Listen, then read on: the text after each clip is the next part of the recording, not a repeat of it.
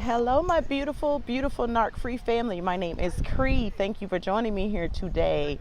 I am trying to focus on making videos that are more about healing and less about the abuse. Obviously, you have to talk about the abuse no matter which way you go, but I want more of my messages to be about healing. So today I wanted to talk to you all about the illusion that the narcissist gives you.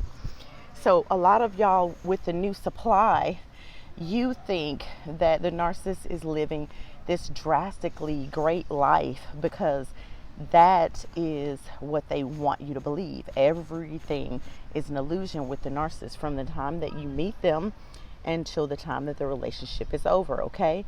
So when they get with the new supply, and some of y'all are going to know, because I have a client right now, I need to just go and spank her for this, but she's looking at the narcissist she was with because he just hoovered her back in, and then she's looking at the new supply or old supply, his forever supply, because he's told her that he's always going to be dealing with her and he's always going to be dealing with this other person. This is what he said to her. So she's looking at the social media and it's triggering her, and we have conversations about this. All right, I want y'all to understand something.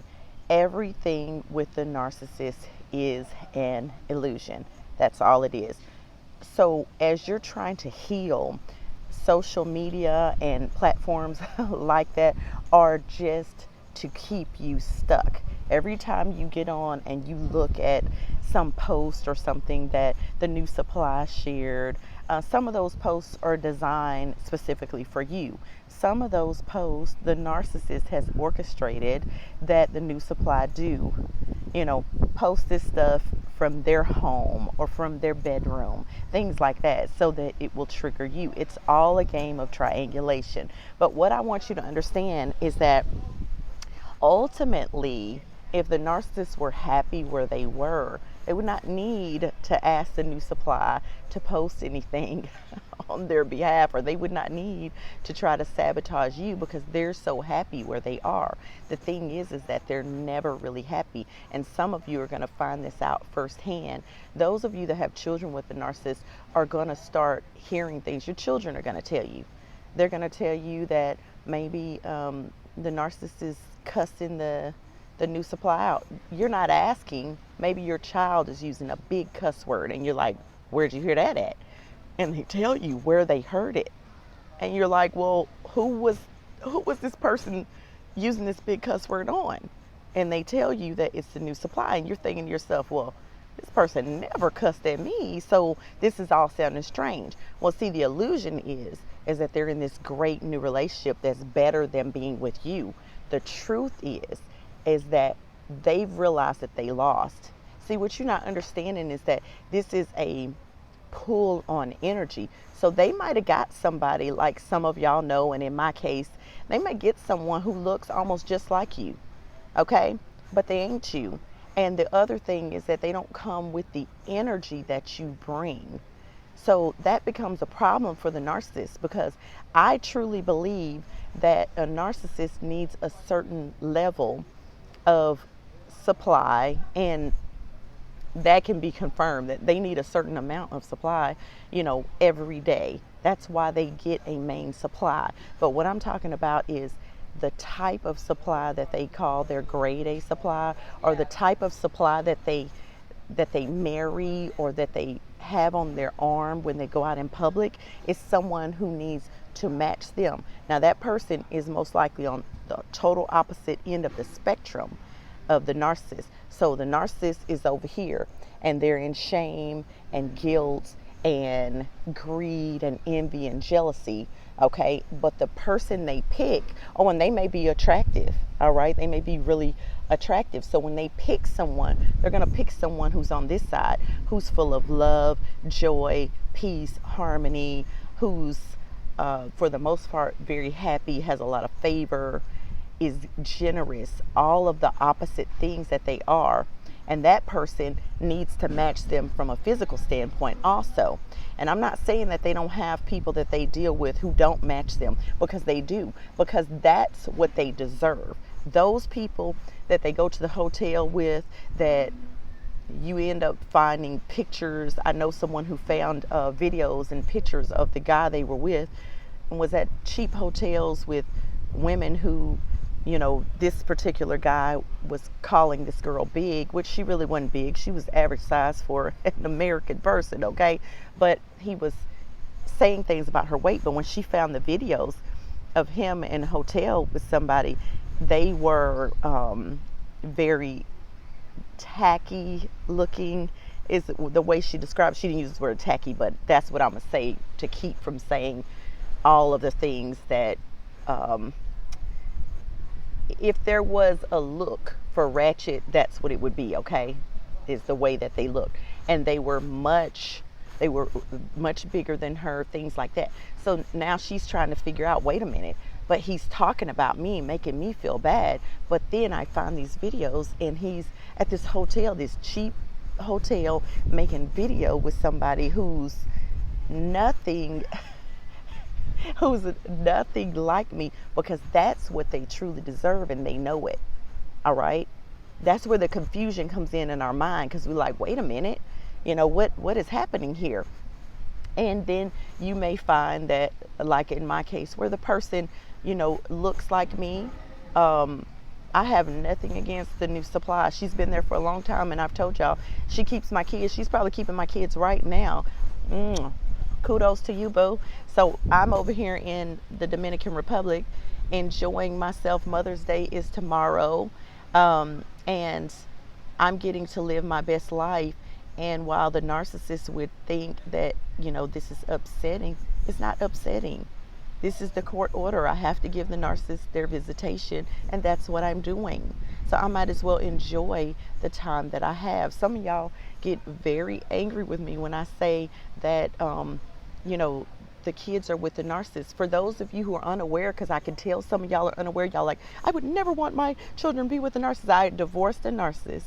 We have children together. There are court orders, and if I don't follow the court orders, guess what? He will have my children full time if I don't follow those court orders. So I choose to stick with what the law says until I can do something about it. Okay, so moving on, what I wanted you to understand is that some of the, because I'm getting a little sidetracked, I'm on vacation. I can't keep all these thoughts together in my head. So what I wanted to say is that it may appear as though they are having this good life and that they have moved on. However, if they are still raising hell with you, still trying to get your attention, still trying to sabotage you, there is a reason why. Because that person that they got does not come with the energy that you came with, does not come with the gifts, the favor, the admiration that you gave them. Oh my God, I don't think I've ever mentioned to you all the admiration that I had for the narcissist that I was with particularly. Oh my God, baby, it couldn't nobody match. It's no way. Someone who knew us as a couple said to me, oh yeah, that you admired him. And she reminded me of something I said to her. I admired him and showed the admiration to him that I show my children. So the way you love your children, I loved him like that. And I won't tell y'all what I said because it sounds crazy now when I think about what I would have been willing to give for him, but that's only because of the victim story. When they come with that victim story and you feel so bad for them, you just want to feel the holes that they have and you want to help them. And so my giving was too much. My love was too much. Everything was too much. My adoration was too much. The way I admired him was too much. All of that was too much. But it was my way of thinking I was helping by really being codependent, okay? Thinking I'm going to love him and he's going to love me. It doesn't always work out that way. But I've said this to you all before. Don't take what the narcissist is doing personal.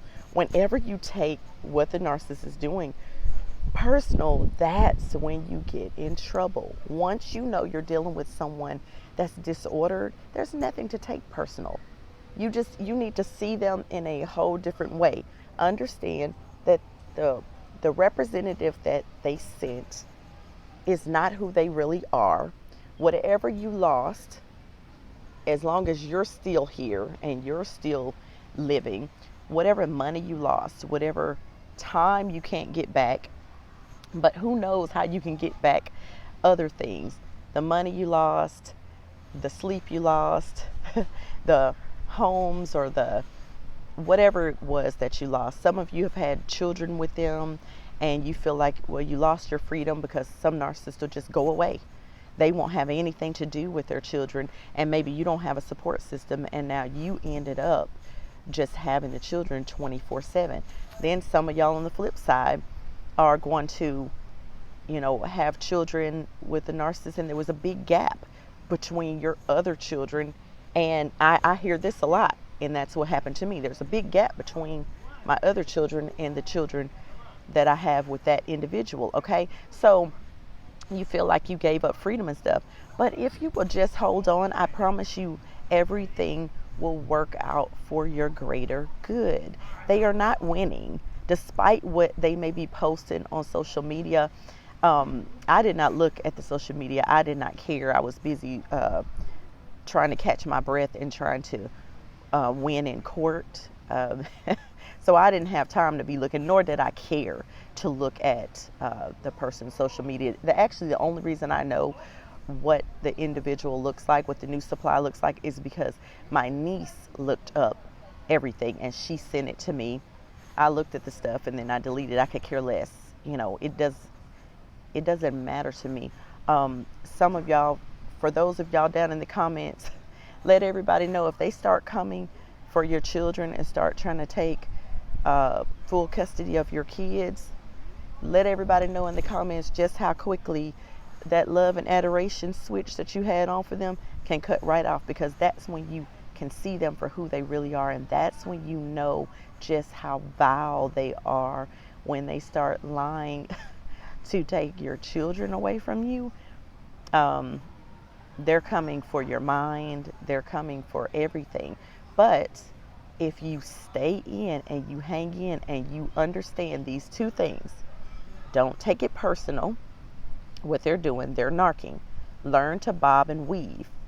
Learn to bob and weave.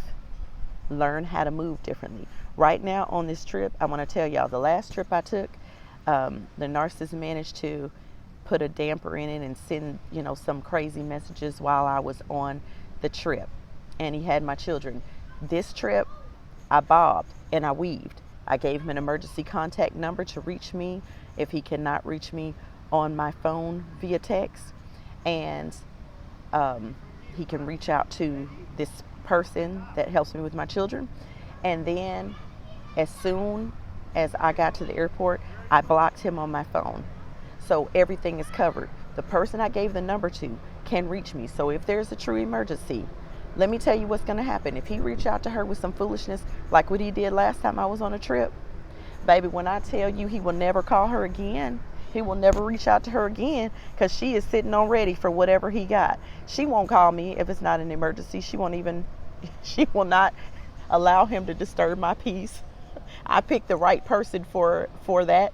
And if there is a true emergency, she can get in touch with me. The school can still get in touch with me. Everybody who needs to be able to get in touch with me can.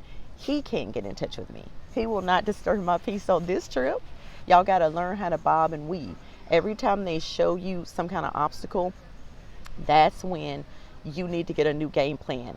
They only need to show you once. So once you know what they are, and especially those of you that are dealing with a malignant, once you know what they are, they got to show 2 and 3 times that they're about to act a fool. It's everything they do is a pattern.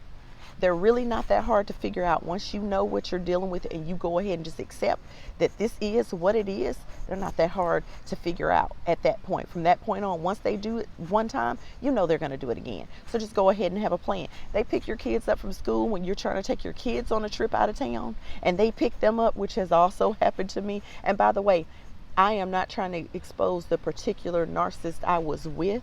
I am exposing the disorder. Let's make that very clear. I care less about what happens to him, but I do care about you getting answers, because some of y'all are having a really hard time with the disorder and how it's affecting your life. So I was taking my children on a trip. He knew it because there was a group thread and it was a football trip.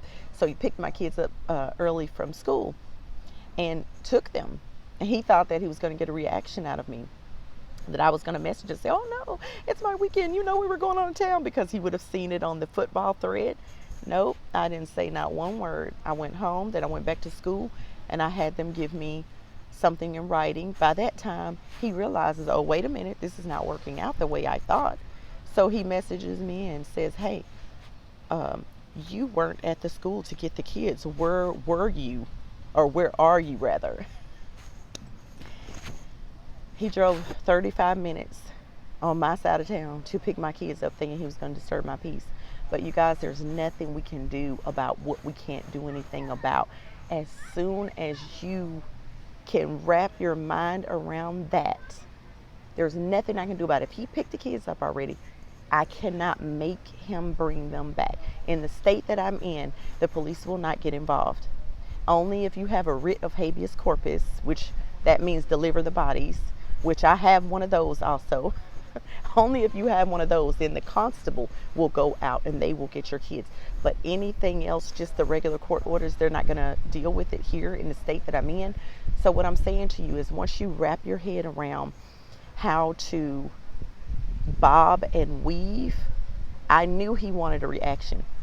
But the reality is that I'm not about to beg him for anything. If he's not going to give me my children, he's going to pick them up when he's not supposed to. There's nothing that I can do about it but go to plan B. Always have a plan B. So I had already switched over to plan B. Well, he's got the kids. There's nothing I can do about it. But by this time, he realizes, oh, shoot, I didn't get the reaction I wanted. Now he's scared. See, they're more afraid of you than you should be of them. But as long as you don't know that, you will operate in fear. All right. That is why some of y'all call me for coaching, because I know the answers to, especially when you're dealing with a malignant, I know the answers and how to bob and weave, because I've been doing this for a long time. Okay. So I said to you, one thing was dang, I'd have lost my train of thought. One thing was to don't take it personal. And the second thing is to not believe everything you see. Everything with the narcissist is an illusion. Just because they're acting like they're happy does not mean that they're happy. And they'll be angry at you because you got free. But for those of you who stay stuck, that's where they want you to be. Please get out the cage and fly freely. Fly free. Some things are going to come to you and doors are going to open for you.